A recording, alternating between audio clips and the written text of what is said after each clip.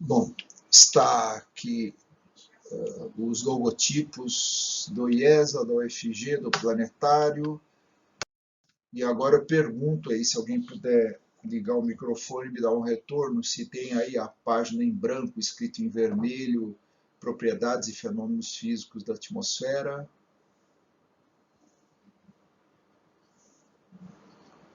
Obrigado.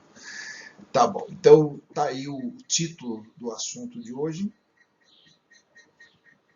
Física moderna, física de partículas elementares, raios cósmicos e, portanto, eletrometeoros e fotometeoros. E então a ideia é nós encerrarmos hoje o assunto de fenômenos físicos da atmosfera e, portanto, eletrometeoros e fotometeoros, uma vez que em aulas anteriores já foram apresentados os litometeoros, hidrometeoros e também outros fenômenos associados a eletrometeoros e fotometeoros. Portanto, ao invés de concentrar em uma aula sobre eletrometeoros, uma aula sobre fotometeoros, vocês viram que eu fiz aqui uma divisão do curso, privilegiando os fenômenos físicos e aí abordando aí os meteoros de acordo com os assuntos físicos. Bom, primeiro slide aqui tem um quadro com o título Componentes Essenciais para o Circuito Elétrico Global da Atmosfera. Então tem a superfície, e aqui tem uma setinha mostrando que corre cargas elétricas aqui na superfície. Então a gente vive numa superfície terrestre onde há trocas de cargas elétricas. O próprio atrito dos nossos pés com a superfície é um atrito que provoca eletricidade estática, portanto há uma troca de cargas elétricas entre o nosso corpo e o chão. Bom, e está mostrando aqui também uma nuvem com grande desenvolvimento vertical, é uma nuvem convectiva. Certamente aqui é um cumulonimbus, e o topo dessa nuvem está a 10 quilômetros, e lá do topo até a superfície tem um raio conectando o topo da nuvem com a superfície. Então, é um raio saindo lá do topo. E mostra também no topo dessa nuvem cargas positivas, na base carga negativa, e tem também um raio conectando a base da nuvem com a superfície. Então, que as nuvens elas provocam essa troca de cargas e por meio do chamado arco voltaico, né, que é o raio. Né? Bom, tem também no mesmo nível da base da nuvem uma nuvem mais extensa, certamente é um cúmulo estrato, e ele está aqui para receber cargas de outras fontes. Então, essas fontes aqui mostram setinha descendo lá do alto dos raios cósmicos. Então, que são cargas extraterrestres que chegam à atmosfera e chegam até as nuvens, essas cargas elétricas. Logo acima tem um limite de 100 quilômetros, e nesse limite de 100 quilômetros está escrito aí a ionosfera. Então a ionosfera ela está pouco abaixo de 100 quilômetros, por volta de 80 quilômetros, ela começa na mesosfera, depois ela continua dentro da termosfera, avançando aí até uns 300 quilômetros de altitude. Então, a 100 quilômetros, tem aqui chegando partículas carregadas com grande energia, e essas partículas podem tanto vir de raios cósmicos como pode vir do vento solar, que são aquelas partículas emanadas pelo Sol, que eu comentei semana passada, que provocam a formação das auroras a partir do campo magnético terrestre, por exemplo, né? Bom, e aqui mostra então que essas cargas, essas partículas energizadas, que elas correm pela ionosfera, descem pela atmosfera, chegam na superfície e depois sobem pelo topo das nuvens, onde aparece aqui sprites. Então vamos falar aqui dos sprites hoje.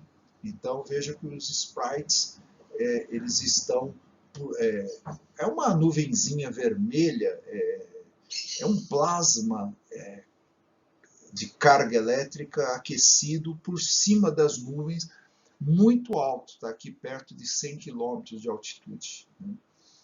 Bom, então está aí o circuito elétrico global acontecendo por dentro da atmosfera. Então a atmosfera ela é má condutora elétrica, porém ela conduz um pouco de eletricidade e ela separa a ionosfera, que é a parte eletricamente carregada da atmosfera, da superfície terrestre, onde também há cargas disponíveis.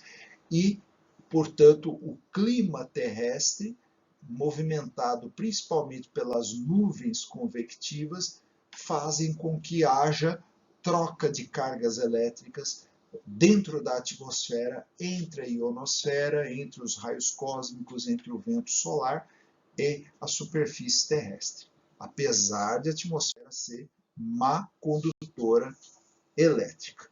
Bom, então agora raios cósmicos. Então tem um texto aqui abordando um pouco sobre raios cósmicos.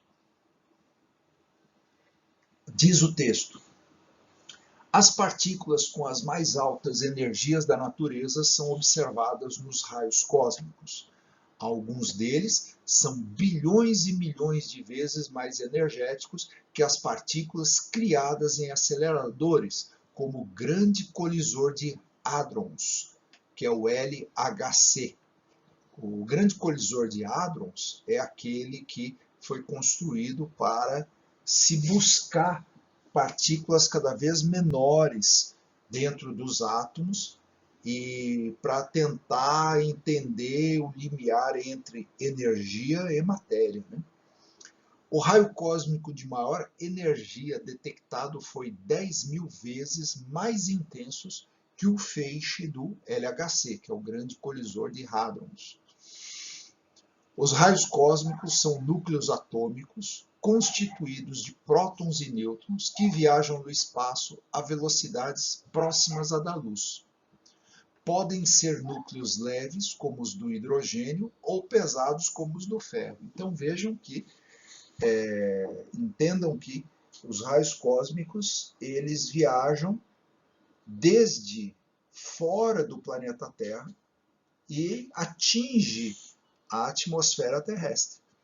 E são elementos químicos trazidos do exterior e acelerados. Então eles são ejetados em todas as direções e atingem o planeta Terra.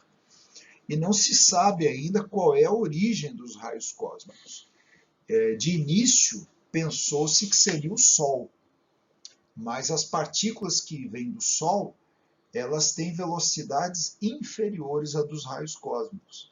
Depois pensou-se que poderiam ser da nossa galáxia, talvez do centro da nossa galáxia, emitidos por materiais que circundam rapidamente buracos negros e que poderiam ser ejetados em várias direções, atingindo a Terra.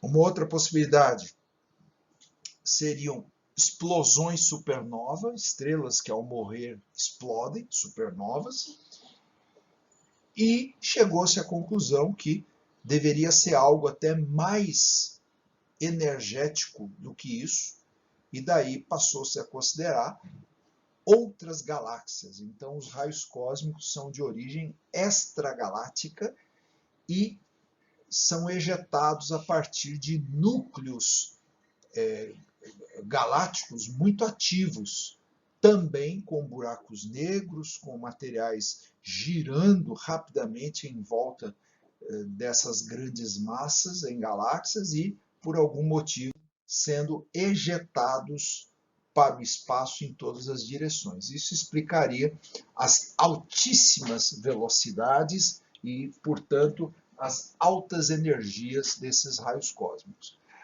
Bom, nesse próximo slide eu apresento aqui um gráfico cujo título é Espectro de raios cósmicos, detecção de chuveiros atmosféricos extensos. Então eu vou explicar detalhadamente daqui a pouquinho o que são esses chuveiros atmosféricos extensos. Agora o que importa é verificar nesse gráfico que o que existe nele é o seguinte, tanto na horizontal da base quanto na horizontal do topo do gráfico, o que nós temos ali é a energia desses raios cósmicos. Então, para a esquerda, os valores são menores, para a direita, eles são maiores. E na escala vertical é o fluxo. Então, embaixo é um fluxo menor e para cima é um fluxo maior. Então, o que nós temos aqui é uma curva saindo do canto superior esquerdo do gráfico, vindo para o canto inferior direito do gráfico.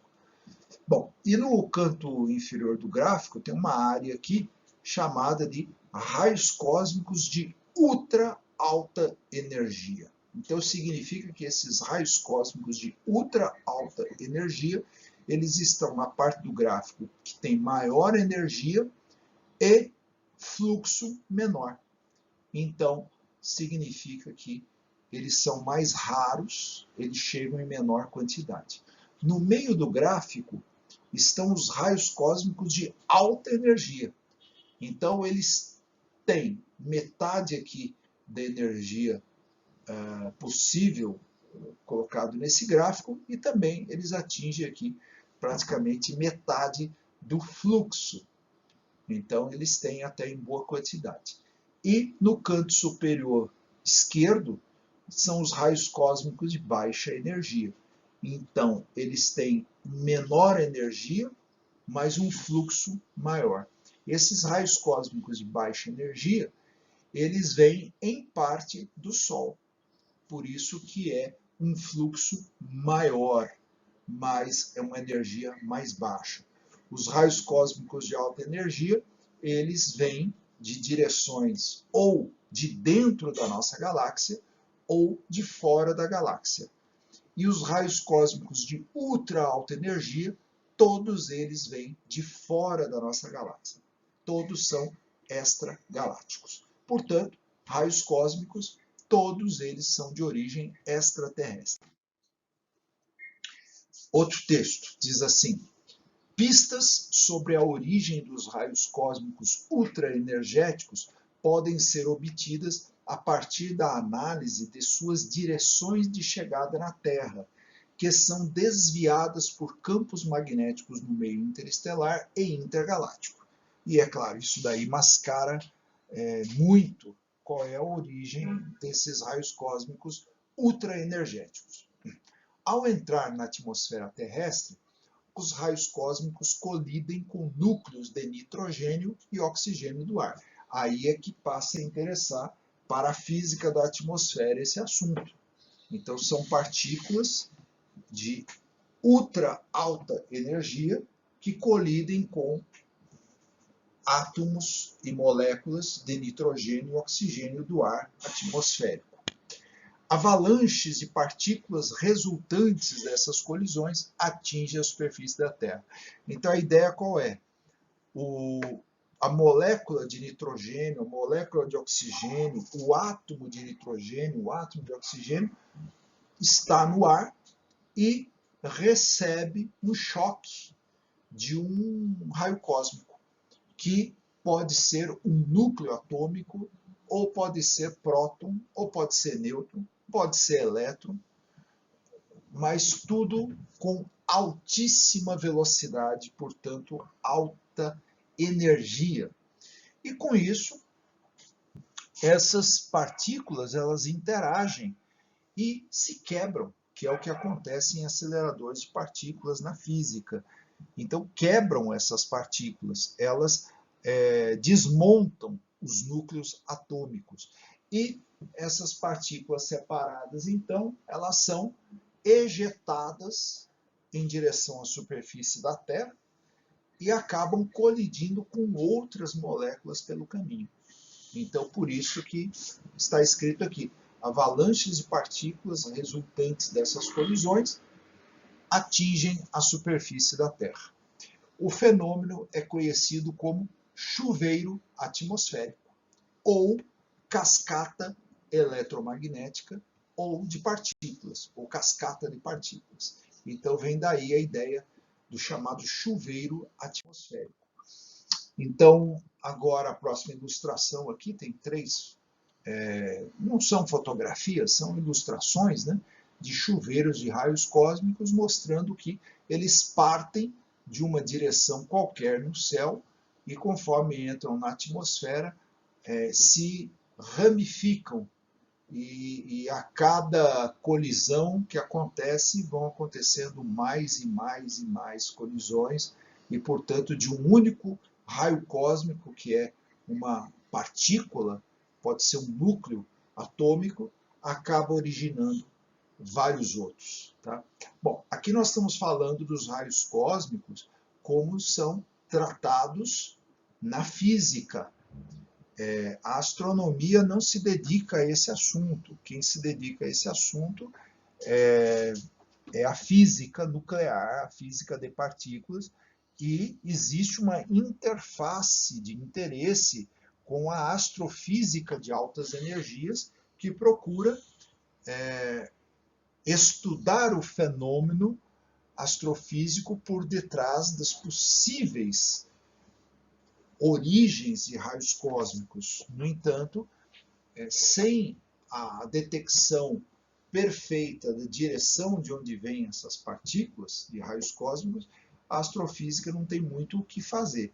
E o que interessa para a física de partículas é a consequência desses chuveiros de raios cósmicos, porque as partículas originadas nessas colisões na atmosfera, elas são mais velozes, portanto, têm mais energia do que o que se consegue em aceleradores de partícula na atmosfera terrestre.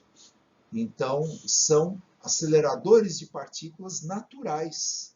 Então, ao contrário de se pensar que física nuclear se faz apenas em laboratórios que têm aceleradores de partícula, não, se faz também na física da atmosfera.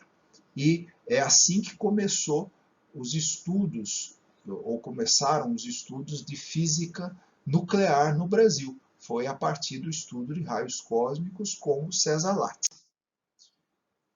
Bem, aqui eu mostro agora um mapa do céu em projeção de mão-wide, que é aquela projeção que mostra como se fosse bastante elíptico, ovalado o céu, mas mostra que de 90 positivo a 90 negativo na extensão latitudinal do céu, norte-sul, e na extensão leste-oeste, de 0 a 360 graus, mostrando toda a distribuição longitudinal aí do céu aberto como um todo. Então, inclusive nesse céu, mostra que mais para o sul e um pouco mais à esquerda, o centro da nossa galáxia Via Láctea. E depois tem um pontilhado aqui, indo de norte, passando pelo centro, passando um pouquinho pelo sul e depois de novo avançando para o norte, né, esse pontilhado, que é a Via Láctea. Então a Via Láctea ela é um círculo que passa pelo céu. E ali está o centro da Via Láctea. Bom, e aí o que esse mapa está mostrando para nós? Ele está mostrando predominantemente a cor azul clara, que não tem, ela não marca a origem dos raios cósmicos, e uma parte em vermelho que marca a origem dos raios cósmicos. Então o que a gente vê é que os raios cósmicos eles estão mais concentrados aqui à direita e ao sul desse mapa, portanto, bem longe do centro da galáxia, que está à esquerda e mais ao sul no céu. E tem uma parte aqui ao norte que está tudo em branco, porque está abaixo do horizonte e que não é pego pelo observatório chamado Pierre Auger, que fica na cidade de Malargüe, na Argentina.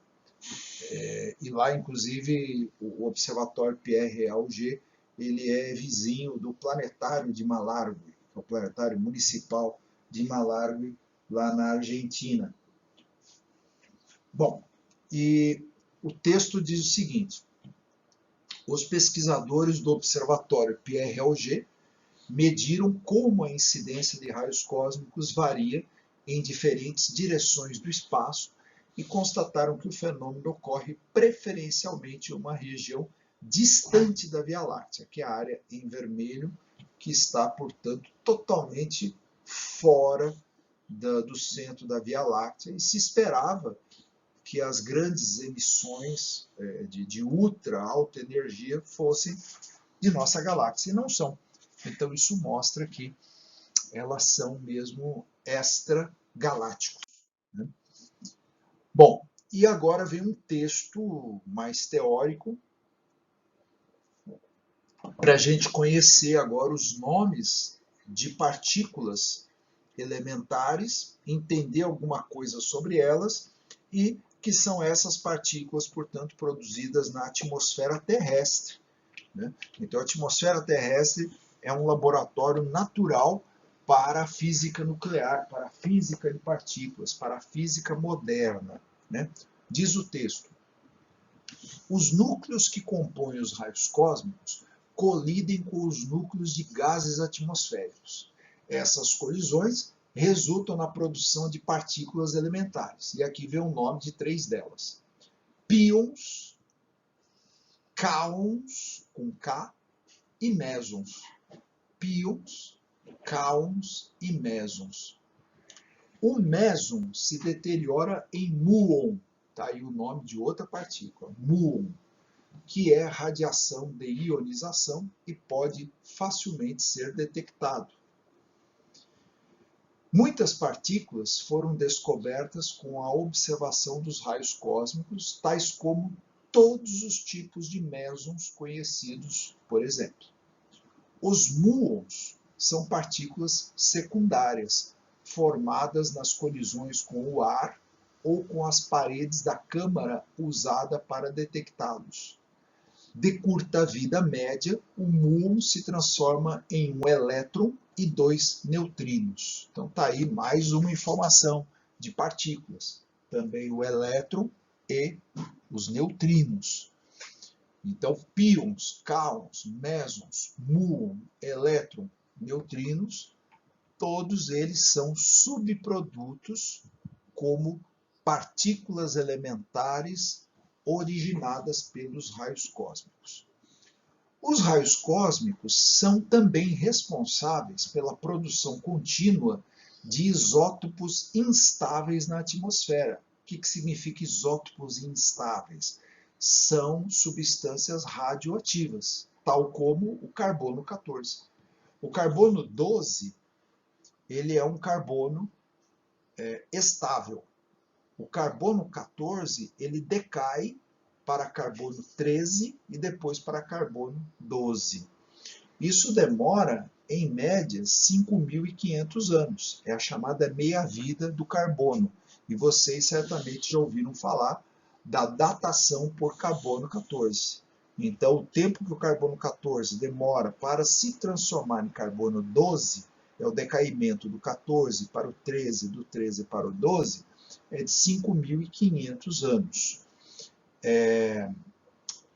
Nós temos no nosso corpo carbono 12 e carbono 14. E vem pela principal fonte, que é a alimentação. Então, quando nós comemos, principalmente vegetais, nós comemos, então, carbono 12 e carbono 14. A partir do momento que o animal ou a pessoa morre, ela deixa de ingerir carbono 14. E o que acontece é que o carbono 14 decai para o carbono 13 e depois decai para o carbono 12. E o 12 já tem no corpo daquele animal que morreu ou o vestígio de uma fogueira que foi queimado ali a lenha. Então o que acontece é que os pesquisadores avaliam nas descobertas de fósseis quanto de carbono 14, quanto de carbono 13, quanto de carbono 12 existe na amostra para poder fazer a datação. Então, se for um fóssil com menos de 5.500 anos, é possível usar o carbono 14. Se for mais antigo que 5.500, aí o carbono 14 não é mais utilizado. E o texto diz: os raios cósmicos mantêm o nível de carbono 14 constantes na atmosfera, que é uma quantidade de 70 toneladas. No mínimo, há 100 mil anos, tem essas 70 toneladas constantes de carbono 14. Este é um fator importante para as datações usadas na arqueologia. Então, há pelo menos 100 mil anos, tem fontes de raios cósmicos no universo, em outras galáxias, e também na nossa, um pouco, né, na nossa galáxia, mas a parte predominante é esta galáctica, que bombardeia diariamente a nossa atmosfera. Bom, e agora vem uma ilustração aqui mostrando de forma bem simplificada um pedacinho aqui de chuveiro cósmico. Então tem uma partícula primária, uma bolinha preta aqui, e ela vem, portanto, do espaço exterior, ela entrou na atmosfera e ela colide aqui com um nitrogênio 14. Bom, e aí está escrito aqui que a primeira interação forte, então é o nitrogênio 14 recebendo essa pancada. A partir dessa pancada, abre aqui, ó, 1, 2, 3, 4 novas partículas, que são os meson π. Então tem aqui um meson π com uma carga negativa, outro com a carga positiva, outro com carga zero, que ele é neutro. Então, 3 tipos de meson, né? E também tem um outro aqui que vai originar um oxigênio 16. Então, vejam, o nitrogênio 14, ele originou o oxigênio 16, que é a segunda interação forte. Bom, ainda na primeira interação, cada meson, veja lá o que acontece. O meson neutro, ele origina aqui 2 fótons, 2 partículas de luz. Então, um deles aqui é um fóton independente, acabou.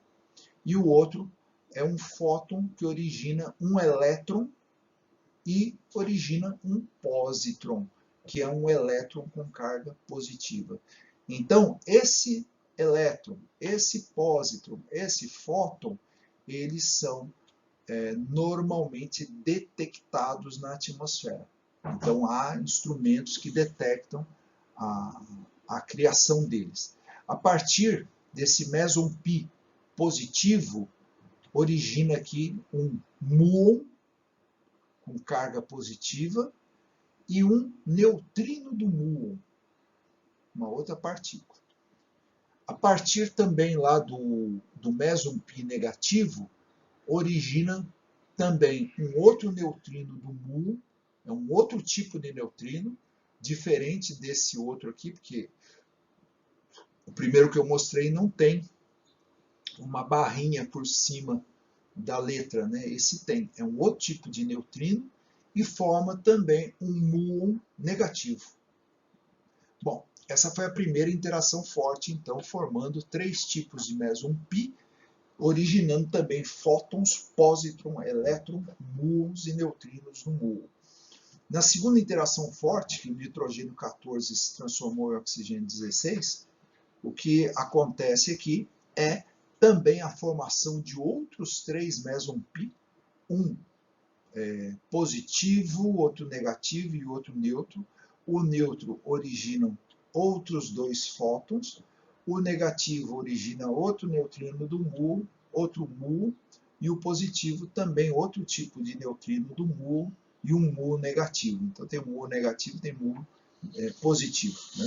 Então, para mostrar para vocês que essas partículas de meson pi, neutrinos do muon, muon, fóton, elétron, pósitron, são todos importantes para o estudo da física nuclear e que, portanto, a atmosfera é um laboratório natural. Agora vem uma outra ilustração com um texto aqui, mostrando aqui o raio cósmico primário, que ele vem com uma linha, depois ele sofre as primeiras colisões e começa uma emissão aqui, que está escrito emissão isotrópica de fluorescência. Então é a fluorescência, ela é a ionização dos gases da atmosfera. Depois vem partículas eletromagnéticas, aí já são elétrons sendo lançados a partir dessa energia. E depois lá na frente, que já tem um monte de partículas sendo produzidas, é a emissão de rádio. Então, as partículas começam aí a interferir no nível de emissão de rádio. E tem uma outra emissão aqui secundária chamada radiação Cherenkov. Radiação Cherenkov também é chamada de relâmpago Cherenkov, também é chamado de emissão Cherenkov. Tá? Então vamos entender o que é isso aqui. Radiação Cherenkov, diz o texto, os elétrons e pósitrons do chuveiro viajam mais rápido que a velocidade da luz no ar. Vamos entender isso aqui. No ar ou na água, em qualquer meio, a luz, ela uma partícula de fóton, ela é segurada, vamos dizer assim, pelo meio. Então, no vácuo, a luz viaja a 300 mil quilômetros por segundo, por aproximação. No ar, essa velocidade é menor que 300 mil quilômetros por segundo. Na água, é bem menor. Viajando por dentro de um cristal, então um raio laser emitido por um cristal, ou mesmo a gente olhando como se fosse a lente de um óculos, né? A gente põe na frente dos olhos e vê a luz passar pelo cristal, o cristal ele bloqueia mais ainda a velocidade da luz. A velocidade da luz fica muito inferior a 300 mil quilômetros por segundo. Bom, isso é o que acontece com o fóton. Só que elétrons e pósitrons, lembrando que o pósitron é um elétron com carga positiva, eles ainda conseguem viajar a 300 mil quilômetros por segundo dentro do ar da atmosfera. Então o fóton, ele é freado pelo ar, mas os elétrons e os pósitrons não. Então isso faz com que, ao viajar a essa velocidade, eles emitam um tipo de radiação chamada Cherenkov. Então essa que é a ideia. Tá?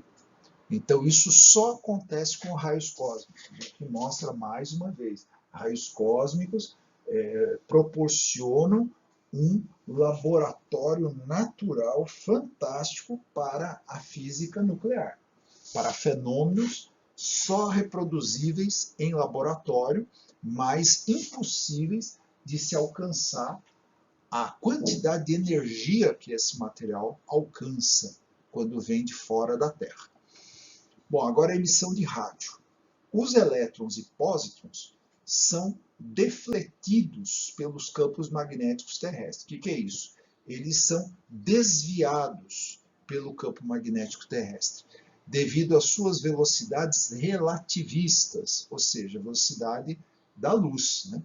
Estes emitem radiação de síncroton, que também o síncroton é o nome que se dá para um tipo de acelerador de partícula, né? Então é uma radiação de frequências de rádio menores a 100 MHz, ou seja, é de alta energia. E tem a radiação de fluorescência, que é a passagem das partículas eletromagnéticas do chuveiro na atmosfera, que resulta na excitação do gás de moléculas, principalmente o nitrogênio, N2. Parte da energia dessa excitação é emitida na forma de radiação isotrópica ultravioleta. Então, olha que interessante, né? Radiação Cherenkov e fluorescência são aí esperadas se encontrar nas cascatas eletromagnéticas do chuveiro atmosférico, né? Bom, agora um texto específico sobre esse relâmpago de Cherenkov ou essa radiação de Cherenkov. Então tá lá, são emissões de luz visível de muito curta duração e muito baixa luminosidade, produzidas na atmosfera terrestre por cascatas de partículas desencadeadas pela absorção de raios cósmicos. A sua curta duração, inferior a 1 microsegundo, e baixa intensidade não permitem a observação direta. O nome homenageia o físico Pavel Alexeyevich Cherenkov, descobridor do efeito Cherenkov. Bom, tem agora uma ilustração com texto. Explicando agora o que são os leptons. Então é mais uma denominação que se usa em física de partículas, em física nuclear. Leptons significa leve. Essas partículas elas não interagem com a força forte nuclear, ou nuclear forte. Elas interagem com a gravidade, interagem com o eletromagnetismo e com a interação fraca ou força nuclear fraca. Tá? Então elas não atuam na força nuclear forte. Bom, e os leptons? Aqui tem 6 tipos de leptons, né? 3 deles são neutrinos e 3 deles são partículas com massa, porque o neutrino não tem massa. Então tem como lepton elétron, muon e tal. E, em consequência, tem o neutrino do elétron, o neutrino do muon e o neutrino do tal. E agora tem um quadro, que é uma tabelona, mostrando aqui um resumo das partículas elementares. Falta uma delas, que nunca foi confirmada a existência, que é o graviton. O graviton seria a partícula que transporta a gravidade. E o que tem de curioso é que a gravidade ela é uma força que só puxa, não existe repulsão gravitacional. Então, todas as outras partículas elas têm um positivo e um negativo, a gravidade não.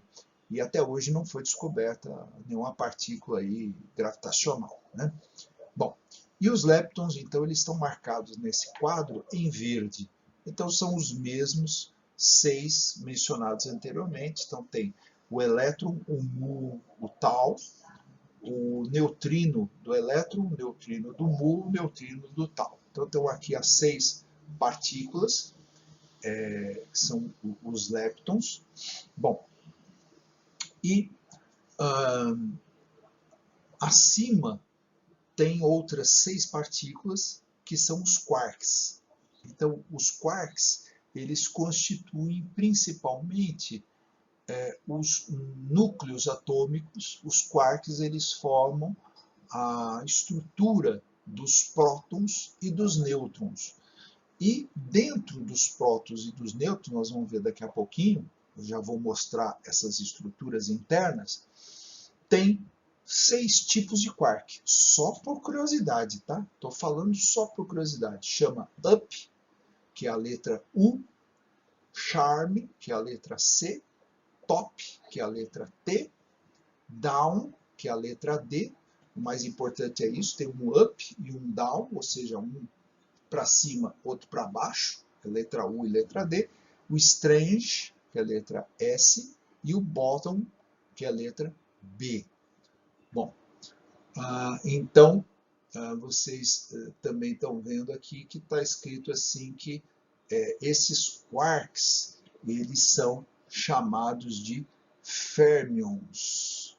Nós já vamos definir o que são os férmions. Então aqui aparece férmions e depois aqui do lado uma outra coluna chamando todos de bósons. Bom, então os bósons, eles aqui estão.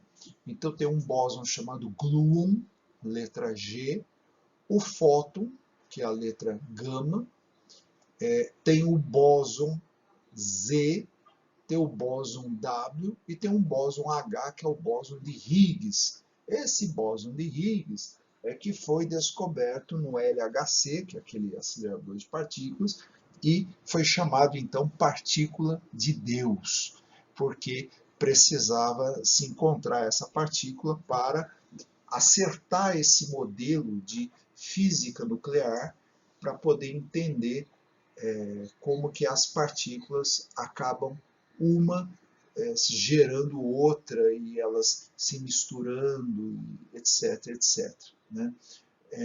Bom, então vamos ver aqui algumas curiosidades. Primeiro delas, então aqui o gluon, ele é um mediador da força forte. Então nós vamos ver daqui a pouquinho que dentro de prótons e nêutrons tem os quarks up e down, e eles são mantidos interagindo entre eles pelos gluons. Então os gluons é que são partículas internas aos prótons e os nêutrons que mantêm os quarks presos uns aos outros. Então eles são chamados de mediadores da força forte. Depois aqui tem o fóton. O fóton, ele é o mediador da força eletromagnética. Então o fóton que está associado a esse campo da física que estuda a eletricidade, que são os elétrons, e o magnetismo. Então é um mediador da força eletromagnética. E depois temos os bóson Z e o bóson W, que são os mediadores da força fraca nuclear. Então, estão aí 4 forças da natureza: a força forte, a força fraca, a força eletromagnética, e faltou a força gravitacional, porque não há uma partícula conhecida chamada de graviton. Tá? Então, esses são os bósons que são interadores de forças. Só o bóson de Higgs que não interage com força nenhuma. A origem do bóson de Higgs é muito mais elementar. O bóson de Higgs está muito mais associado aí a um limiar quase entre energia e matéria, e envolvendo outras dimensões. Ele entra numa outra história, né? E como eu disse, os quarks, eles estão dentro dos prótons e nêutrons, portanto eles estão associados aos núcleos atômicos, e os leptons, que estão associados aí à eletrosfera atômica, né, onde o elétron é um deles. Né? Então, vamos colocar aqui mais definições. Então, os chamados leptons, que são leves, são opostos aos hadrons, que significa pesado, forte. Isso são palavras em grego. Né? Então, o hadron é uma partícula formada por quarks. Os hadrons incluem os chamados baryons e os mesons, e eles mantêm sua coesão interna devido à interação forte que é feita pelos gluons. E o que são baryons? Baryons são prótons e nêutrons, então a gente chama de matéria bariônica toda matéria que é formada de prótons e nêutrons.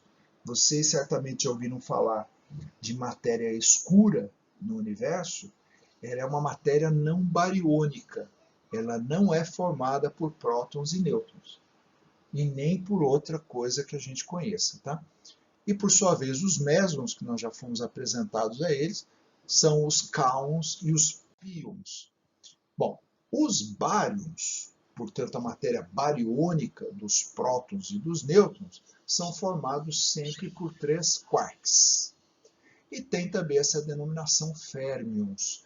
Fermions tem a ver com a rotação da partícula, então chamado de spin. Então, um spin semi-inteiro, são frações. Então, todas as partículas que apresentam uma rotação fracionada, ela é chamada de fermion. Nós já vamos ver as rotações que são inteiras. Tá? Então, agora, bários. Então, tem aqui duas ilustrações, duas bolinhas, uma delas é um próton, outra delas é um nêutron, está mostrando por dentro que cada uma delas tem 3 quarks, e cada quark desse está sofrendo ali uma energia circulando entre eles, como se fossem molinhas de energia conectando um ao outro, e essas molinhas de energia conectando os quarks são os gluons. Bom, no caso do próton, ele tem dois quarks com a letra U e um quark com a letra D. O nêutron, ele tem um quark com a letra U e 2 quarks com as letras D de dado. Então, significa que um próton ele é composto de 2 quarks up, que é a letra U, e um quark down, que é a letra D. O nêutron ele é formado por um quark up e 2 quarks down.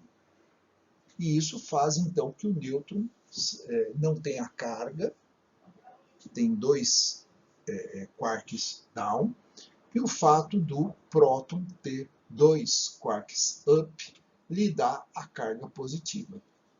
Esses são, então, os bárions, são mera curiosidades aí na natureza, né?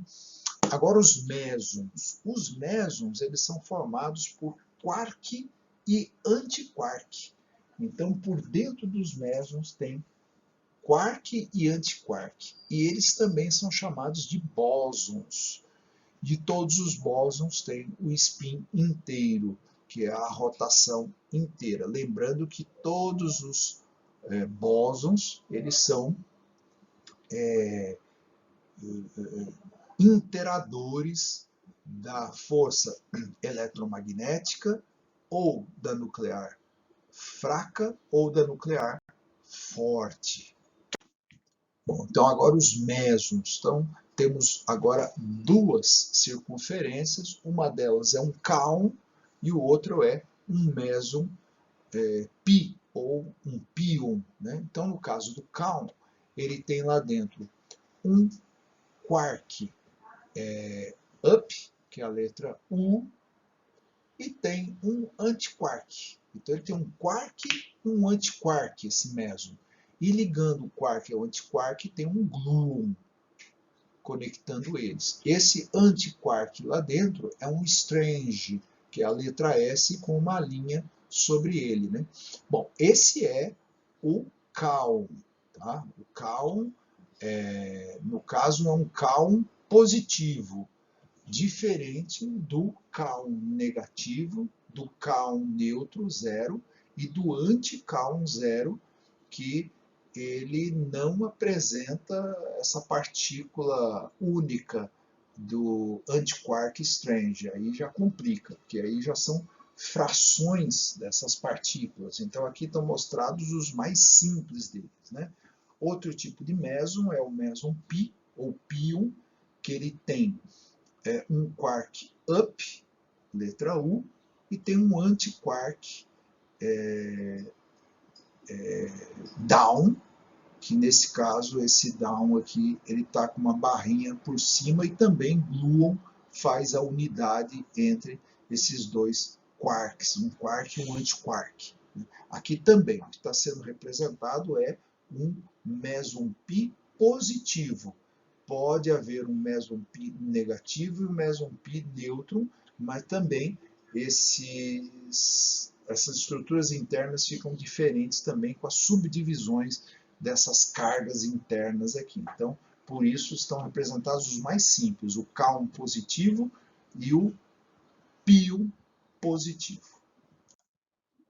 Bom, e agora tem aqui uma ilustração mostrando bósons hadrons e férmions. Então existe aqui uma intersecção entre bósons e hadrons e férmions.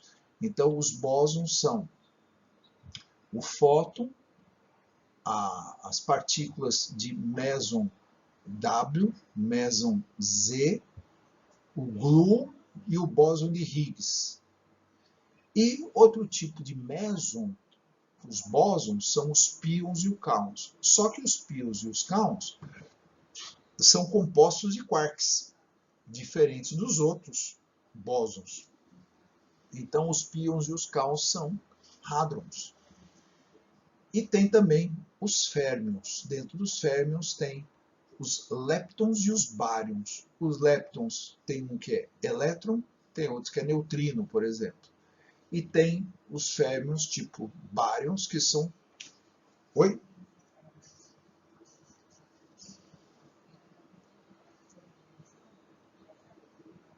Oi, alguém abriu o microfone falando comigo?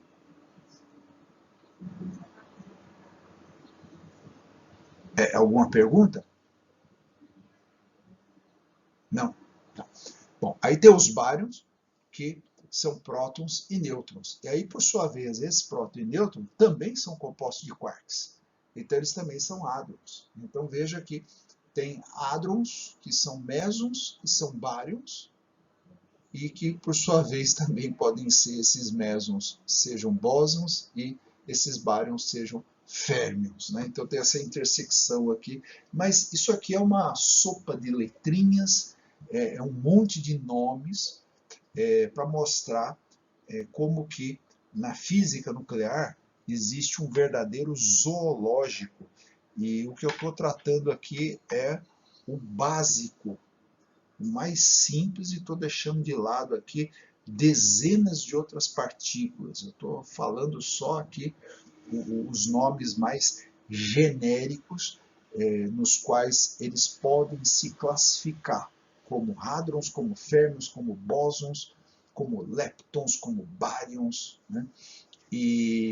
Mas aqui o que interessa para nós são aqueles que são formados no chuveiro de raios cósmicos, que é para mostrar para vocês o quê? Qual que é o meu objetivo nessa aula? O objetivo dessa aula é mostrar para vocês que a atmosfera ela proporciona o estudo da física nuclear. Portanto, a física da atmosfera ela também tem como importante esta área de física nuclear, independente dos laboratórios, onde demorou muito tempo para descobrir essas partículas que inicialmente foram descobertas na atmosfera. E algumas delas só são formadas na atmosfera. Né?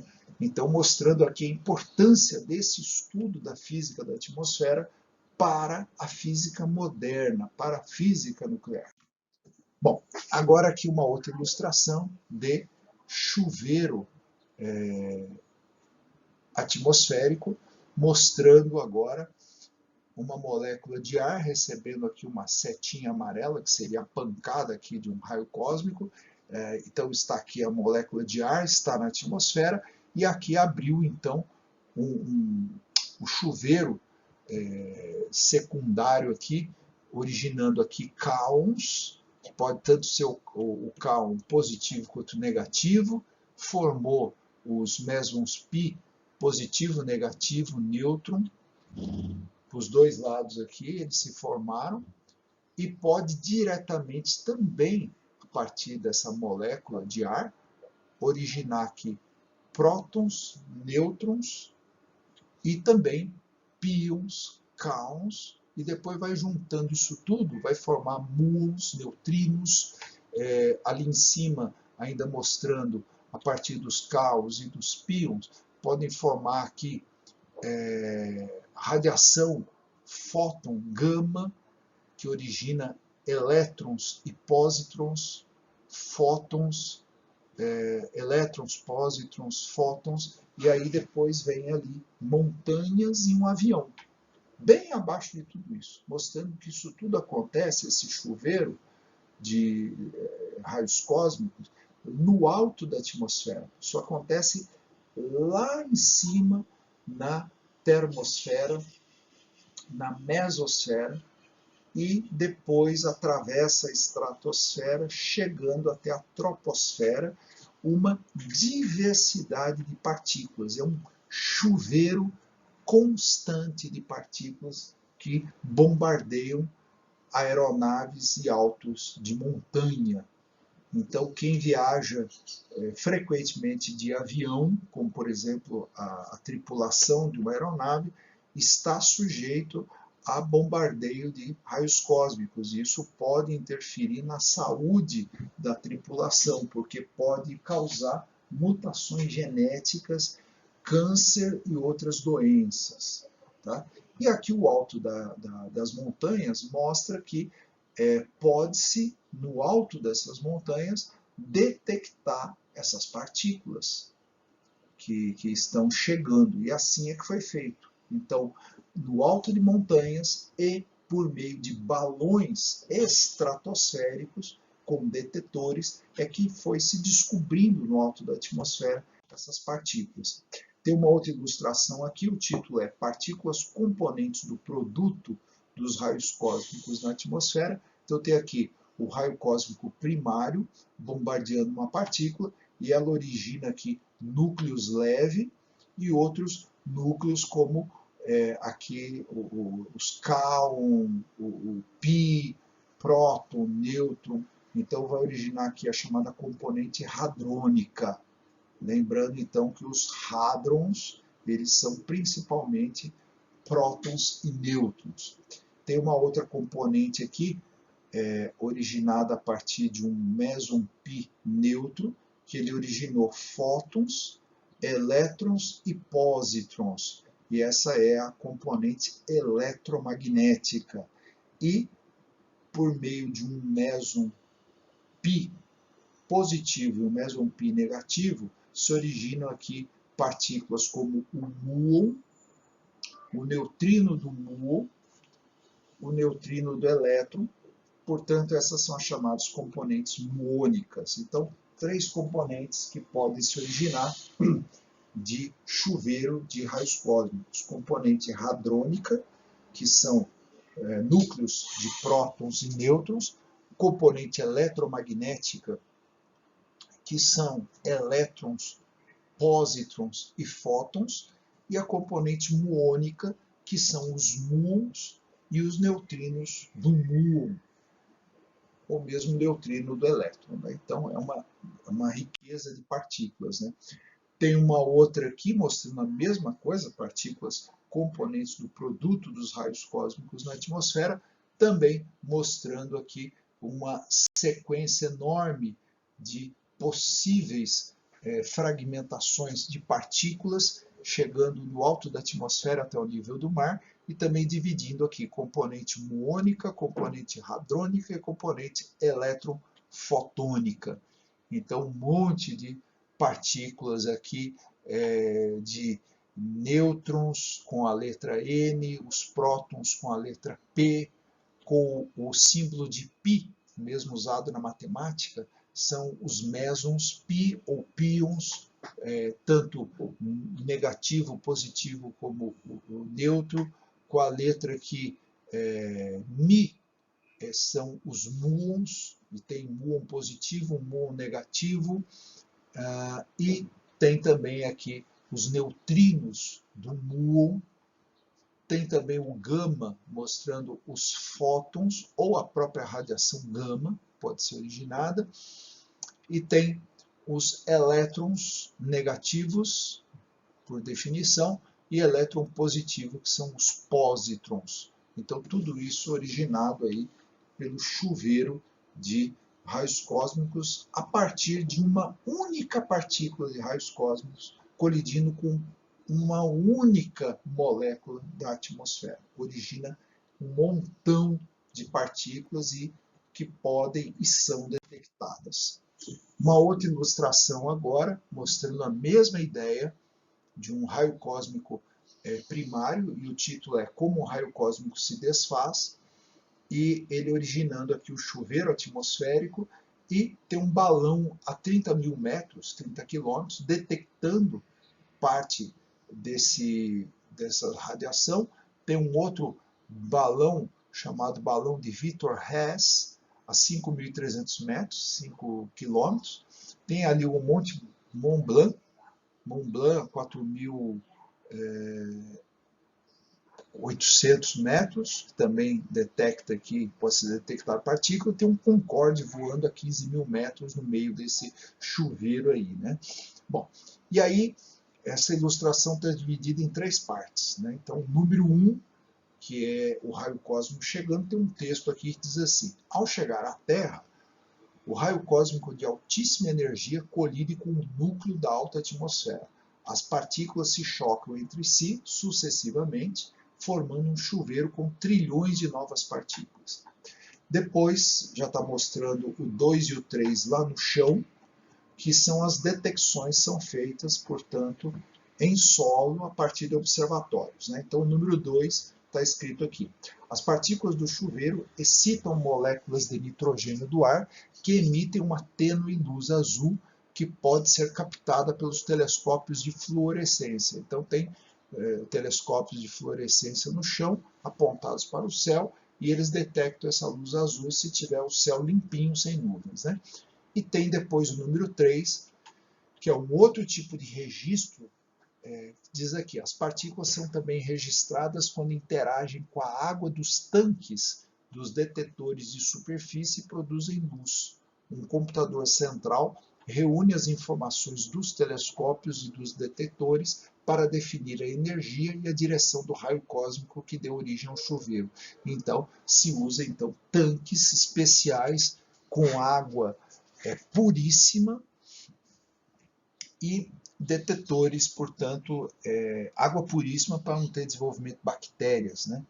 E ali consegue-se detectar colisões com as moléculas de água e aí consegue-se fazer todo o estudo. Aqui depois tem, olha, um outro infográfico em inglês, né, dizendo medindo raios cósmicos e raios gama de chuveiros atmosféricos, né? Então tem aqui a primeira interação usual, a altitude de 10 km, essa está até baixa, está no topo da troposfera, está bem baixa esse aqui, e depois vem aqui as partículas criando as divisões secundárias, e depois tem ali na superfície um telescópio para medir a luz de Cherenkov, que são os relâmpagos Cherenkov, a radiação de Cherenkov. Então se usa um telescópio para isso.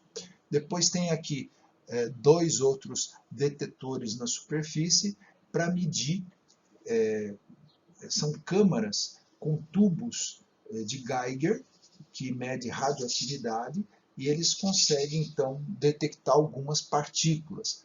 Ainda na superfície, tem aqui os contadores de cintilação, que também, ao passar partículas por eles, eles conseguem detectar partículas. Tem um deles que está enterrado, alguns metros abaixo da superfície, e que é um cintilador que detecta muons.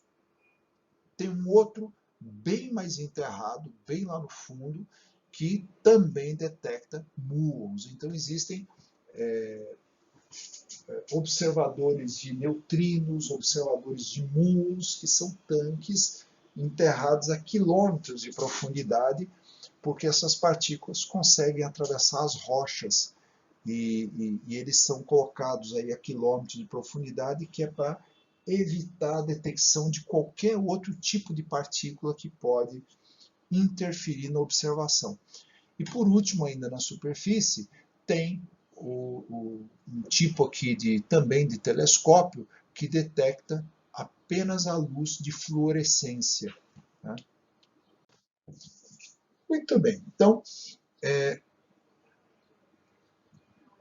agora pensando no fluxo de raios cósmicos que entram na atmosfera. Até então eu estou dizendo que são fluxos que entram permanentemente na atmosfera, mas não é bem assim.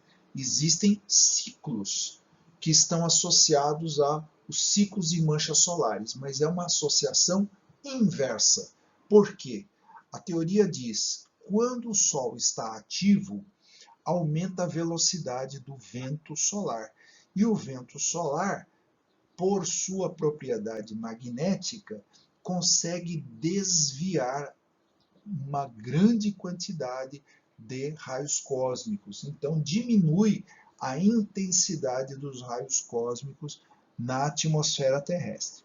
Quando o Sol está na sua parte menos ativa, portanto, o campo magnético solar está mais fraco, o vento solar mais fraco e há maior incidência de raios cósmicos na atmosfera terrestre. Então, eu mostro aqui para vocês um primeiro gráfico com o ciclo de manchas solares 19, o 20, 21, 22, 23.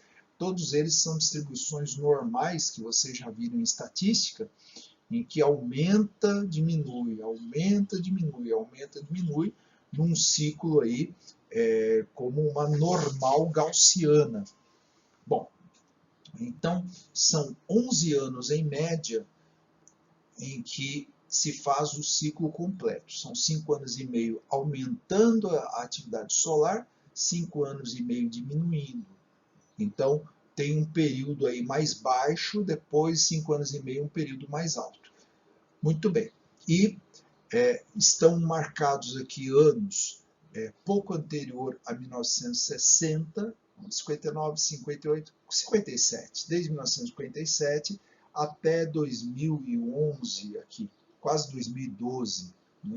Então tem aqui as décadas mostrando, portanto, 5 ciclos solares completos, 19, 20, 21, 22, 23. E intercalados a eles, tem um outro gráfico mostrando a contagem de nêutrons na atmosfera.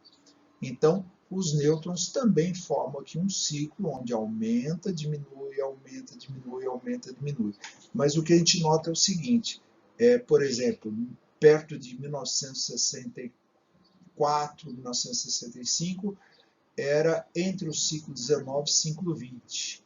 Então, houve uma queda na quantidade de manchas solares. É quando houve um máximo de entrada de nêutrons. Depois, no auge das manchas solares, teve uma queda de nêutrons. Então, sempre quando há diminuição das manchas solares, aumenta a quantidade de nêutrons. Então, são ciclos intercalados. E aqui na legenda das figuras diz o seguinte, figura indicando a anticorrelação. Então, é justamente o inverso entre a contagem de manchas solares, indicadores do ciclo de atividade solar, e a detecção de nêutrons em solo produzidos na interação dos raios cósmicos primários com os elementos atmosféricos.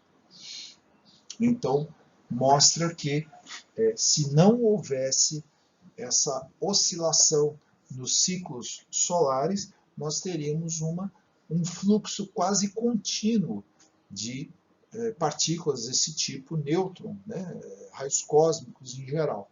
Mas existe essa oscilação. Né? E, bom, enfim. Mais um. Agora temos aí 3 gráficos sobrepostos. E aqui mostram 5 ciclos de manchas solares, estão em azul. Ciclo 20, 21, 22, 23, 24. No gráfico eles estão em azul e mostrando também desde 1965 a 2020. Então houve aí um pico por volta de 1970 para o ciclo 20, por volta de 1980 para o 21, 1990 para o 22, um pouco além de 2000, 2001, 2002 para o 23 e por volta de 2014, 2013 para o ciclo 24. Então, quando entrou para 2020, o ciclo de manchas solares ele diminuiu. Bom, a intensidade de raios cósmicos está mostrada em vermelho. E o que nós vemos aqui é exatamente a anticorrelação. quando há diminuição da mancha solar, aumenta a quantidade de raios cósmicos. Então, curiosamente, né, desde 2016, vem diminuindo a quantidade de manchas solares e vem aumentando a quantidade de raios cósmicos atingindo a atmosfera terrestre. E também está mostrando aqui, intercalado também com as manchas solares, o fluxo de rádio na frequência 10.7 em verde, que ele coincide com as manchas solares. Então, ele está correlacionado perfeitamente, esse fluxo de rádio, com emanações do Sol. Mas o que interessa mostrar é que raios cósmicos eles vêm no inverso da radiação solar. Temos aqui um outro monitoramento de raios cósmicos feitos pela Universidade de Oulu, na Finlândia, e temos aqui 3 gráficos. O primeiro deles, no alto, eu peguei semana passada, do dia 6 de outubro de 2021, foi das últimas 24 horas do dia 6 de outubro, foi entre as 14h55 do dia 6 de outubro às 14h55 do dia 7 de outubro.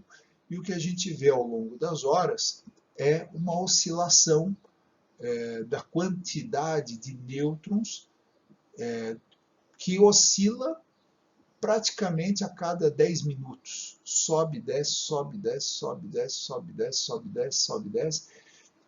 Dá para perceber aqui até uma diminuiçãozinha em alguns horários, mas depois aumenta.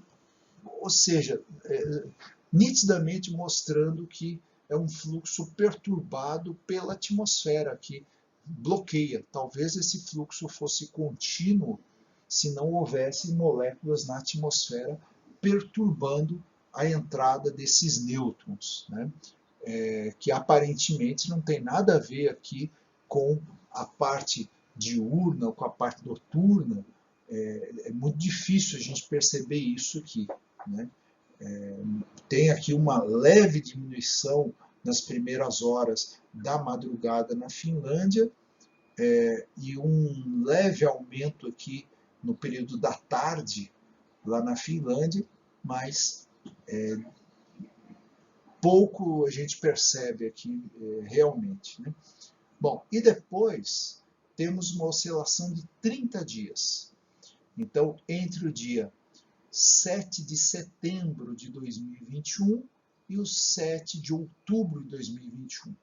Então, também a gente consegue perceber diariamente oscilações, mas já consegue perceber aqui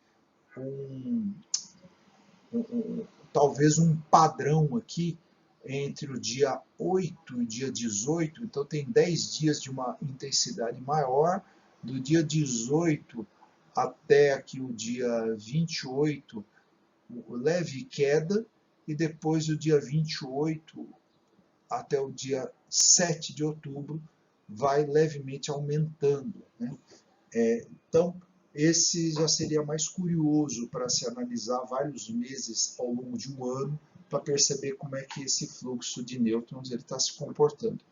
E depois tem aqui um período de 1964 até 2021, mostrando, portanto, os períodos aqui onde aumenta o fluxo de nêutrons, depois diminui, aumenta, diminui, aumenta, diminui, com várias oscilações que certamente estão intercalados aqui com as manchas solares. Então, quando aumenta a quantidade de nêutrons, diminui a mancha solar.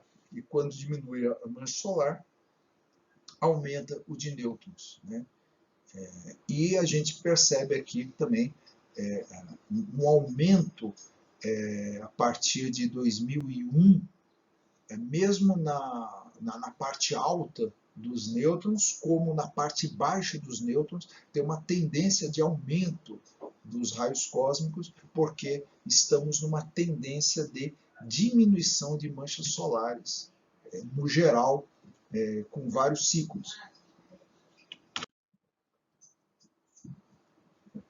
E aqui, para citar, por curiosidade, estão aí os links, caso vocês queiram ler em inglês, eu certamente já vou adiantando que são 2 artigos polêmicos, porém foram aí publicados, mas eu mostro por curiosidade, não que me pareçam artigos de uma boa ciência, apesar de estarem publicados em revistas boas, não me parecem boa ciência, não me parecem artigos confiáveis. Mas diz o seguinte, olha só até que ponto que vai as, as possíveis interrelações, que eu diria que são forçadas até, né? Então, um artigo aqui com vários autores, de 2017, o título em inglês é Sunspot Cycle Minima and Pandemics, The Case for Vigilance. Então, está mostrando aqui ciclos de manchas solares, mínimo de ciclo de manchas solares e pandemia. É um caso para vigilância isso aqui, então o pessoal que está associando aí que possivelmente tenha relações entre pandemias, não só o caso da Covid-19, mas porque é 2017, é anterior à Covid, mas eles estão se referindo a outras pandemias de gripes que aconteceram aí e outras doenças com os mínimos manchas solares, tentando relacionar também a ação de raios cósmicos com esses chuveiros de raios cósmicos na atmosfera, causando maior proliferação de vírus. Então, eles consideram que quando o Sol está mais ativo, o Sol higieniza a nossa atmosfera e impossibilita, então, a ação desses vírus, né? Então, eu diria que é um caso, assim, no mínimo discutível, né? E o outro aqui, esse é brasileiríssimo, né, 2018, que diz assim, Long-term association between the intensity of cosmic rays and mortality rates in the city of São Paulo. Então, essa é uma pesquisa que foi feita acho que foi no Hospital das Clínicas da Universidade de São Paulo, mostrando aqui a associação de longo período entre intensidade de raios cósmicos e níveis de mortalidade, aumento do níveis de mortalidade na cidade de São Paulo, que eu também olhei os gráficos, não vi relação nenhuma, mas os pesquisadores desse artigo viram relação. Eu não vi essa relação, né? Eles querem mostrar que o chuveiro de raios cósmicos mais intenso provoca maior mortalidade. Eu achei também forçado, mas aí estão os links para os artigos, caso lhes interesse. Bom, agora uma coisa boa de pesquisa, mas que também precisa ser visto com cuidado, né, é esse experimento chamado cloud em inglês, né, é nuvem, né, mas aqui no caso o cloud é uma sigla de Cosmic Living Outdoor Droplets. Então pega o C, o L, o U e o D vira cloud, nuvem. É um projeto do CERN, o CERN, outra sigla, né, é o Centro Europeu de Pesquisa Nuclear, que estuda o efeito dos raios cósmicos nos aerossóis atmosféricos. Nós vamos falar de aerossóis daqui a 2 semanas, falar mais da detecção, como poluentes, né, dos aerossóis atmosféricos nas nuvens e no clima, recriando uma parte da atmosfera terrestre. Então está aqui o link desse experimento aí na internet, né? E diz aqui que o Cláudio usa uma câmara de nuvem especial, simulando uma mini atmosfera que é atingida com raios cósmicos artificiais produzidos pelo síncroton, a prótons, é o nome dele, o síncroton a prótons, PS, ou seja, um acelerador de partículas. Serve para estudar a possível ligação entre os raios cósmicos galácticos e a formação de nuvens. Bom, existe essa teoria, eu vou mostrar aqui para vocês, faz parte da minha obrigação falar disso, porém não existe relação tão direta entre isso como vocês verão. Bom, vem aqui a teoria, né? Então, tem aqui os logos da Comissão Europeia, do CERN, do laboratório Cloud, né? E aqui em inglês está dizendo um possível mecanismo que linka, que conecta os raios cósmicos galácticos com nuvens. Então a ideia é que a galáxia ou outras galáxias emitem os raios cósmicos, eles provocam ionização na atmosfera. Tem também aqui o Sol, e a variabilidade solar interferiria então na variabilidade climática, porque interfere diretamente na insolação solar e no albedo, que é a reflexão que as nuvens e a superfície têm na Terra, e, portanto, a influência na cobertura de nuvens geraria, então, essa variabilidade climática. E a ideia é que quanto mais raios cósmicos chegando, mais cobertura de nuvens, maior reflexão da luz solar, o que causaria uma diminuição da temperatura em nosso planeta. Conforme aumenta o vento solar reduz a entrada de radiação cósmica e, portanto, maior quantidade de vento solar tem menor quantidade de nuvens no planeta Terra e, portanto, menor reflexão, aumento de temperatura. Então, o mecanismo seria assim: quando o Sol está mais ativo, o planeta Terra fica mais quente. Quando o Sol está menos ativo, o planeta Terra fica menos quente. E a culpa de tudo isso seria a cobertura de nuvens. Então, mais nuvens, cai a temperatura. Menos nuvens, aumenta a temperatura. E aí, tanto o vento solar quanto a radiação cósmica galáctica e extragaláctica seriam os culpados por tudo isso. E o mecanismo, então, ele está concentrado na ideia de ionização atmosférica provocando nucleação. Então, lembra daquele processo de formação de nuvens, que os raios cósmicos, chover de raios cósmicos, ele permite formação de partículas com moléculas interagindo e formando moléculas maiores, que por sua vez essas moléculas poderiam então agregar outras moléculas de água e, portanto, formar nuvens. Então aumentaria a cobertura de nuvens. Então o princípio é esse, né? Bom. E aqui tem uma fotografia mostrando o laboratório Cloud, que é aqui no centro, mostrando o tanque, os tubos conectados a ele, vários aqui instrumentos em volta, tem aqui dois técnicos aqui trabalhando aqui em volta, né? Então, bom, e diz assim: a câmara de nuvens do Cloud é um tanque com 3 metros de altura em aço inoxidável, onde são inseridos vários gases, dentre eles ar umidificado, ozônio e outros gases que existem em menores quantidades na atmosfera. Dentro desta câmara é possível controlar todas as condições atmosféricas, bem como medi-las precisamente. No topo da câmara está um sistema de fibras ópticas que emitem luz ultravioleta recriando a radiação do Sol. O acelerador PS, que seria aquele síncrotron de próton, fornece os raios cósmicos. As interações e reações que acontecem dentro da câmara são medidas e registradas por uma série de instrumentos de alta tecnologia instalados no tanque, como espectrômetros de massa. O Cloud mostrou que os aerossóis podem formar-se a partir de vapores biogênicos emitidos por árvores, apenas por árvores, e que a taxa de formação de aerossóis é aumentada entre 10 e 100 vezes pela ação de raios cósmicos. No entanto, a grande maioria dos aerossóis necessita de ácido sulfúrico, amônia e ácido iódico para se formar.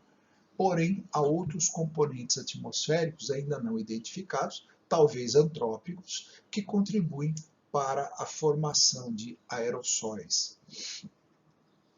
Então, está mostrando aqui que, de fato, o Cloud conseguiu provar que tem mais nuvens quando tem maior quantidade de raios cósmicos, que por sua vez originam aerossóis, mas esses aerossóis dependem da vida, principalmente de árvores, e dependem de ácido sulfúrico, amônia, ácido iódico na presença aí na atmosfera. Aqui, em parte, esse ácido sulfúrico, amônia e o ácido iódico são emitidos por atividades humanas, portanto, atividades antrópicas. Mas não existe uma correlação ainda totalmente explicada, porque não consegue ainda explicar toda a formação de nuvens, né? Tem um outro gráfico aqui, feito a partir de uma publicação, que está feita aqui a referência aqui embaixo, que está mostrando, né, os raios cósmicos galácticos ou extragalácticos chegando e ionizando a atmosfera, e aqui está em vermelhinho umas bolinhas de vapor de ácido sulfúrico. Tem aqui também vapor orgânico de baixa volatilidade, em verdinho, e em laranja tem amônia, vapores de amônia aqui. Então, esses são ionizados. Depois, esses íons, eles formam pequenas nuvens de vapor, que seria a nucleação de aerossol, né? São os aerossóis nucleados, e depois essas partículas elas podem se juntar com novos núcleos condensadores de nuvens, né? E uma outra, ou simplesmente eles podem ser engolidos por moléculas de água, né? E uma outra opção, que são partículas que, a partir dos primeiros aerossóis nucleados ali que se formam, que seriam esses íons, eles podem juntar, atraindo outras partículas carregadas e formar, portanto, moléculas maiores e, portanto, formar novas partículas que seriam condensadores de nuvens, e essas sim incrementa mais nuvens e, portanto, reflete mais luz solar e potencialmente diminui a temperatura geral do clima, né? Então, esse é um modelo apresentado aqui por Pearce, 2017, cujo título é aqui as recentes descobertas do experimento Cloud, envolvendo aqui raios cósmicos, aerossóis, nuvens e clima. Bom, voltando no mesmo modelinho anterior, agora publicado por Jasper Kirkby, que é chamado aqui Clima e Raios Cósmicos, foi publicado em 2007, né? Aqui explicando um pouquinho melhor a ideia de vento solar, reflexão da luz solar nas nuvens, que é o albedo, os raios cósmicos que vão chegando na atmosfera, causando ionização. Aqui mostra, então, que tem aqui as nucleações de nuvens, principalmente incentivadas pelo H2SO4, que é o ácido sulfúrico, e, portanto, formando aqui mais nuvens, e essas nuvens podem, inclusive, carregar mais neve, aumentando as calotas polares na Terra, e também aqui está mostrando, né, que o desmatamento provoca a formação de áreas mais áridas, maior produção de poeira, e tudo isso permite maior nucleação para nuvens associados com o bombardeio de raios cósmicos, e com isso aumentando a quantidade de nuvens no céu. Bom, e por outro lado, agora, colocando tudo isso por terra, uma publicação de 2003 de Peter Laut, mostrando aqui atividade solar e clima terrestre, uma análise de algumas correlações, publicado no Journal of Atmospheric and Solar Terrestrial Physics, de 2003, e está mostrando aqui 3 gráficos. São de 2 locais diferentes, né? Então tem aqui um com a letra A, outro com a letra B, outro com a letra C, mostrando em cada um deles 2 gráficos distintos, um em cor vermelha, outro em cor azul, medido entre 1980, 1995, entre 1984 e 2000, e na vertical está mostrando a porcentagem de nuvens, e também na vertical está mostrando a porcentagem de raios cósmicos. Bom, então a gente vê aqui que está aumentando, diminuindo, aumentando, diminuindo. Então o primeiro gráfico aqui, ele mostra que tanto o em vermelho quanto o azul, eles seguem um fluxo normal. Então, ou seja, um está associado ao outro. Eu ainda não sei o que é o azul, não sei o que é o vermelho, mas eu estou vendo que quando o vermelho abaixa, o azul também abaixa. Quando o vermelho aumenta, o azul também aumenta. No B, vem uma correlação também do vermelho e o azul seguindo iguaizinhos, mas desde 1996 o vermelho está aumentando e o azul está diminuindo. Então sumiu aqui a correlação a partir de 1996. E depois no C também vem mostrando ali que existe uma correlação, os dois aumentando e diminuindo. Também a partir de 96 o vermelho vem aumentando e o azul vem diminuindo. Vamos entender o que é isso então. Então está dizendo aqui, nessa figura, que na linha azul é a cobertura de nuvens. A cobertura de nuvens é azul. E em vermelho é a intensidade de raios cósmicos observados na estação Urancaio, no Peru. Então eu vejo no A, que é o que ele está falando, que existe uma correlação direta entre os raios cósmicos em vermelho e a formação de nuvens. No B, está seguindo, mas, como eu disse, em 96 tem mais raios cósmicos e menos nuvem. E depois no C, isso fica bem mais claro. Mais raios cósmicos, menos nuvens. Então, no B, está mostrando aqui, ainda em um Caio, né, essa mesma relação. O primeiro é entre 1980, o outro é em 95, e o outro é de 84 a 2000. Então, até 95 as coisas foram bem, mas de 96 em diante não tem mais essa correlação.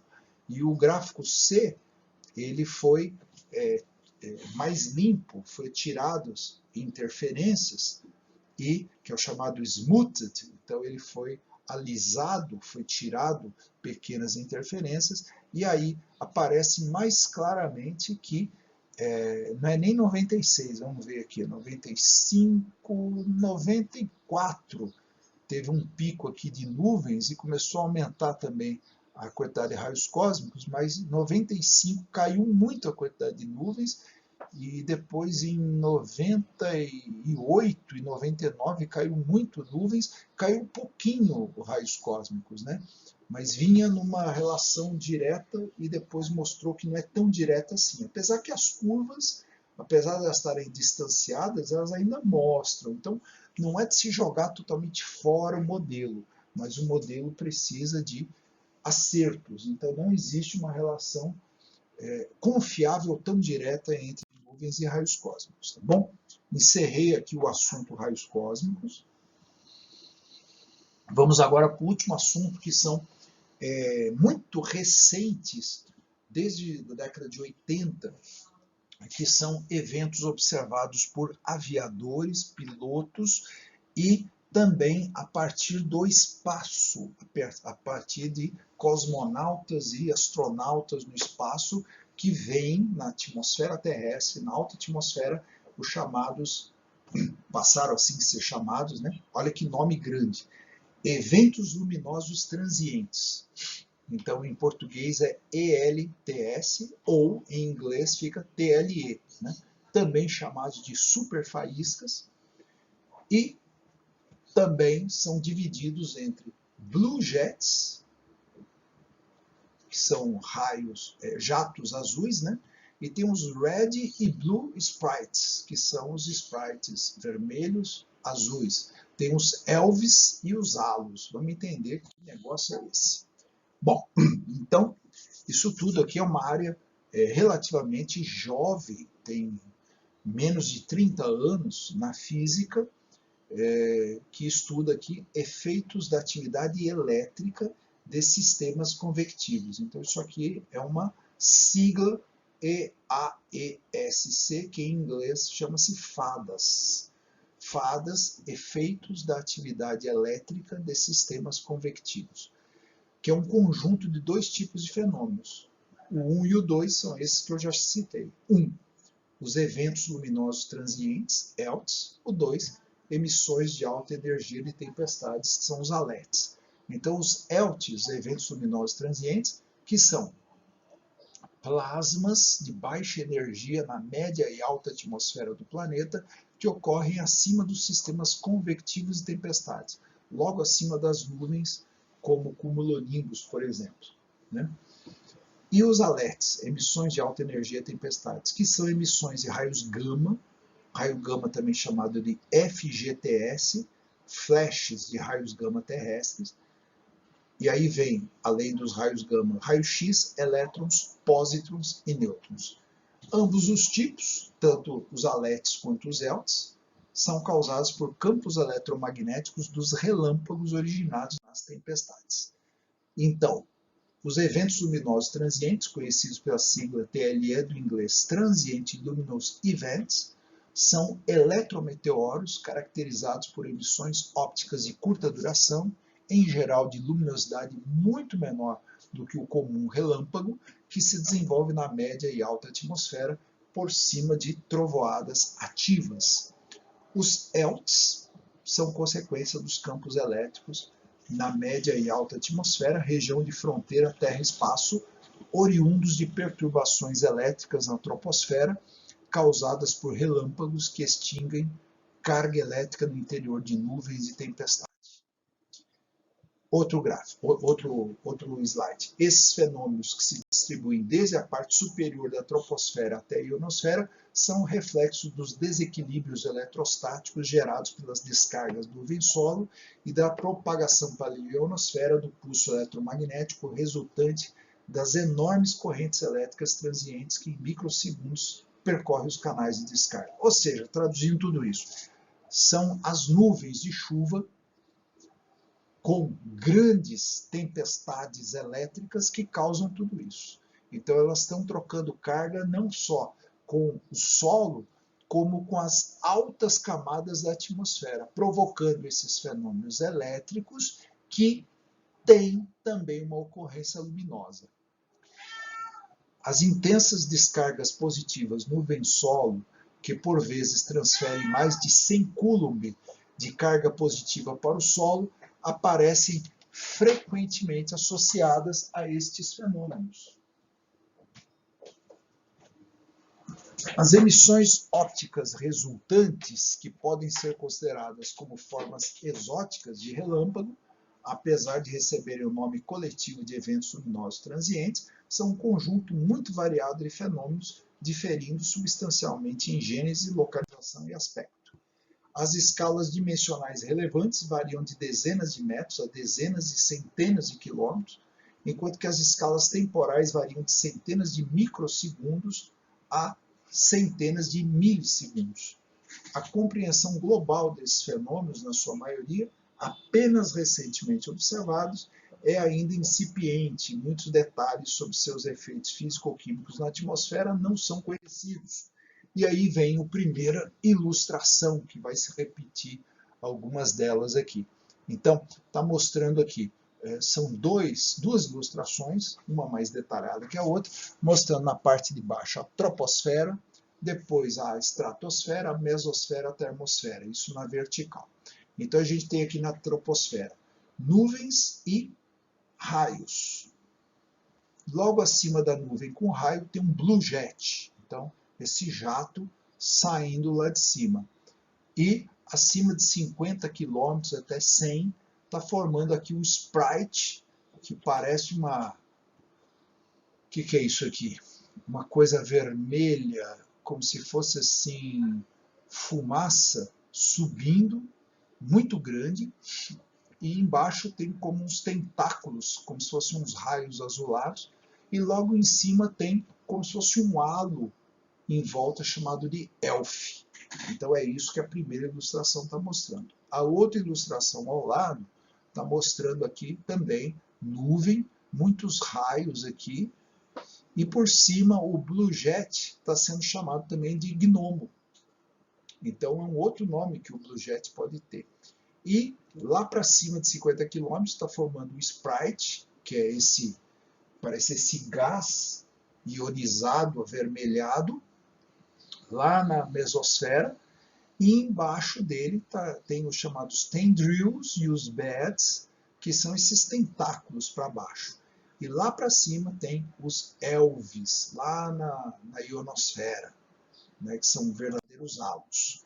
Então, o texto diz: Blue Jets, os jatos azuis, são fontes de luz azul que se desenvolvem lentamente a partir do topo das nuvens de trovoada ativas até altitudes de cerca de 50 km. Os Blue Starters, que são os precursores azuis, são breves jatos ascendentes de luz azul que se propagam apenas alguns quilômetros acima da nuvem que os origina, terminando abaixo dos 26 quilômetros de altitude. Estes fenômenos luminosos foram observados pela primeira vez na década de 1990. Então aqui estão fotos reais, mostrando uma delas uma nuvem com aquela descarga nuvem-nuvem, tornando a nuvem luminosa, e lá em cima está saindo uma descarga, que pode ser chamada de gnomo ou um blue jet. E do lado, dois jatos gigantescos, como se fosse um raio para cima, que são jatos azuis também aqui, com várias intercalações, né, várias ramificações. Né? São fotos reais. Bom, agora vem uma outra ilustração mais completa, mostrando aqui a altitude de 0 a 100 km. Então aqui na troposfera tem as nuvens lá embaixo com vários raios.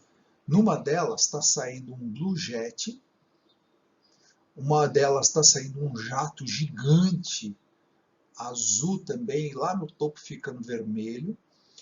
Numa outra está saindo os blue glimpses, que é o nome que é dado para pequenos jatos azuis, e logo acima tem o Sprite, tem um Sprite azulado mais baixo, 50 km, e acima de 50 km um Sprite vermelho, né, que são aquelas, parecem fumaças ionizadas. Né?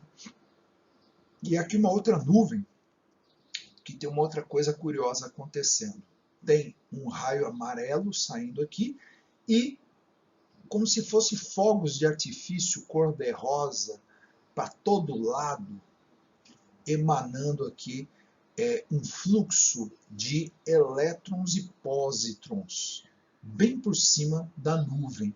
E eles emitem também raios gama. Isso já está acima de 50 km. E logo acima tem um halo, que é como se fosse um balão avermelhado gigantesco, também com alguns raiozinhos vermelhos saindo embaixo, e o maior deles é o Elve, ou Elfos, lá em cima também formando um anel gigantesco. Então, vamos ver aqui o primeiro deles, então, que são os Sprites. Então, os Sprites, a tradução deles pode ser duendes ou mesmo gnomos. Eles aparecem como um conjunto de colunas luminosas vermelhas de curta duração, menor que 50 milissegundos, que se estendem de 30 a 90 km de altitude. Cerca de 80% dos Sprites estão associados a eventos que emitem radiação eletromagnética de muito baixa frequência, chamada ELF, e a descargas positivas nuvem-solo parecem resultado do retorno de descarga atmosférica com grandes correntes de pico. Então aqui tem uma foto feita pela Universidade do Alasca, em Fairbanks, mostrando aqui a altitude variando de 20 até 100 km, e está aqui a primeira imagem colorida de um Sprite no dia 4 de julho de 1994. Foi captada aqui em vermelho e abaixo em azul, então como se fossem mesmo gases ionizados subindo, né? E aqui tem uma outra ilustração, que seria a anatomia de um sprite, que forma aqui um corpo do sprite, que seriam os tentáculos, os tendril. Depois tem uma cabecinha aqui, o head. Depois tem um cabelo aqui para cima. Então ele forma mesmo um corpinho, como se fosse um gnomo ou um duende, né? E aqui vem, a estrutura morfológica de um sprite pode ser dividida em 3 regiões principais. O hair, que é o cabelo, região superior de luminosidade difusa, alcançando a base da ionosfera em 90 km de altitude. O head, a cabeça, região de maior luminosidade, localizada em torno de aproximadamente 75 km de altitude. E os tentáculos, tendrils, região inferior estruturada em filamentos que se estendem da cabeça para baixo, enquanto sua cor muda gradualmente do vermelho para o azul nas pontas, é o que forma o corpinho do duende, né? E tem os elves, que são os elfos, aqueles anéis enormes, né? É a sigla de Emission of Light and Very Low Frequency Perturbations Due to Electromagnetic Pulse Sources. Traduzindo, emissão de luz e perturbações de frequência muito baixa devido a fontes de pulso eletromagnético. São produzidos pelas descargas ocorrendo a altitudes de 90 a 95 km acima do solo, na parte inferior da ionosfera, podendo ocorrer a mais de 300 km de distância lateral em relação à trovoada. Aparentam ser o resultado da interação entre a ionosfera e o pulso eletromagnético propagado a partir da descarga de retorno do relâmpago. Então, ali a gente vê bonitinho o elve lá em cima formando o anel, né? E agora vamos o halo, que parece esse balão vermelho muito grande também. O que é o halo? Os halos são produzidos pelos mesmos mecanismos que os sprites, gerados por relâmpagos nuvem-solo. Os halos ocorrem na mesma altitude do topo dos sprites ou acima, apresentando uma luminosidade difusa. Sua forma é discoide, com diâmetro de 50 a 70 km, bem grande, e duração de 2 a 10 milissegundos, ou milissegundos. Também são chamados de sprite halo, porque podem preceder um sprite ou surgir sozinhos em função do mecanismo de geração semelhante. Vamos ver agora um outro tipo. Agora essa grande nuvem que é um fluxo, um jato de elétron e pósitron gerando raios gama por cima da nuvem, né? Então, está aqui em inglês, eu vou traduzindo, são 3 quadros, né? Então, está dizendo assim, como as tempestades lançam jatos de partícula, ou fluxos de partícula para o espaço. Então, uma imagem mostrando aqui o espaço muito escuro, depois uma superfície da Terra levemente curva aqui, e a gente vê nuvens. Então tem uma nuvem de chuva ali, e está começando a surgir uma coisa meio cor-de-rosa com um amarelinho ali. E aí o texto diz assim, campos elétricos próximos do topo de nuvens de tempestade, né, criados pelo movimento de subida de uma avalanche de elétrons. Quando essas partículas elas são defletidas, elas são desviadas por moléculas no ar, esses elétrons emitem raios gama, o que seria uma forma de altíssima energia da luz. Essas imagens são baseadas em simulações feitas por Joseph Dewey, no Instituto de Tecnologia da Flórida, e esse frame de imagens ele traça os raios gamas e as partículas desde 0,2 milissegundos, começando uma altitude de 15 km. Bom, agora vem o 2. Já tem uma quantidade bem maior aqui de emissão de coisas cor-de-rosa e um amarelinho saindo aqui, né, por cima da nuvem, está dizendo assim, quando a energia de raios gama colide com elétrons, eles aceleram próximo da velocidade da luz. Alguns raios gama passam próximo de núcleos atômicos. Quando isso acontece, os raios gama transformam em elétrons e numa antipartícula que é o pósitron. esta alta energia de elétrons e pósitrons escapam para o espaço espiralando, seguindo aí o campo magnético terrestre. E esse frame aqui ele foi feito com 1,4 milissegundos. E o último, que é a maior elevação de todas aqui, desse fluxo cor-de-rosa com amarelo, né? O número 3 está dizendo assim, que aqui a simulação tem 1,98 milissegundos e os elétrons e os pósitrons, os jatos, né, de elétrons e pósitrons, estão alcançando aqui altitudes que podem até ser interceptados por espaçonaves, né? E aqui o telescópio espacial da NASA, chamado o Fermi, de raios gama, ele existe exatamente para isso, para poder detectar essas partículas, né?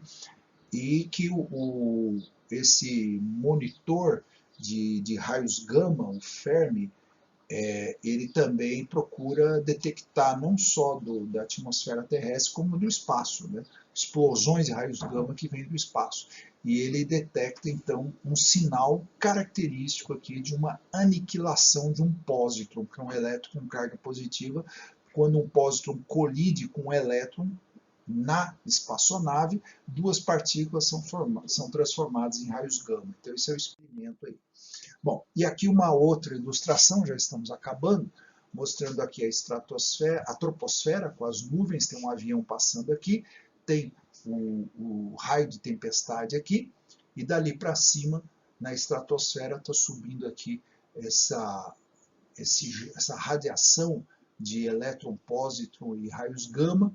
Para cima estão surgindo os blue jets, lá na mesosfera os sprites, e lá na ionosfera os ELVs, formando aqueles anéis, né? Então, aqui mais uma vez, mostrando a ilustração com todos eles, e agora os blue glimpses, que são aqueles jatinhos azuis formados no topo das nuvens. Então, para terminar, uma sequência aqui de 8 fotografias são imagens de blue glimpses capturados em uma tempestade. Tem uma escala aqui mostrando uma barrinha de 10 km, isso foi feito do espaço. Então tem uma nuvem aqui que foi clareada por relâmpagos. Então no primeiro frame aqui, primeira ilustração, ela está bem clara. No 2 apareceu um blue glimpse aqui, que seria um jatinho azul. No 3 ele se extinguiu, tem apenas uma nuvenzinha de resto. Depois tem no 4 de novo uma forte, no 5 ele desaparece, no 6 ele volta a ficar forte, no 7 mais forte ainda, quase como um blue jet, esse blue glimpse, e no 8 ele está desaparecendo. E agora acabou, fim.